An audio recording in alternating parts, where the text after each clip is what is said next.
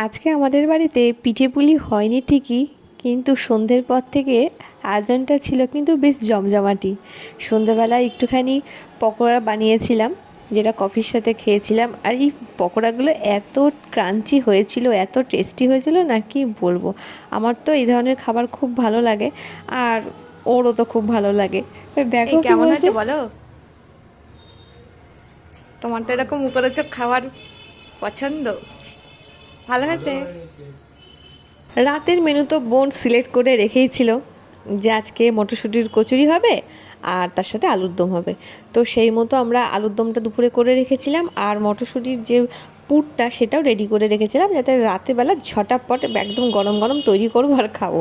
তো সেই মতো এখন খাওয়ার সময় হয়েই এসেছে, জাস্ট পুরগুলো ভরছি আর এদিকে মা কচুরিগুলো ভেজে নিচ্ছি। প্রত্যেক কটা ফুলেছিল আর একদম নরম তুলতুলে হয়েছিল। আর একটা কথা যেটা না বললেই নয়, যেহেতু আজকে পৌষ মাসের শেষ, সব জায়গায় আজকে মোটামুটি পুজোও শেষ, রাত্রেবেলা আমরা মায়ের ভোগও পেয়েছিলাম।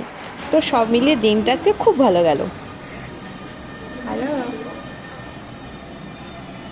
দুর্দান্ত হয়েছিল।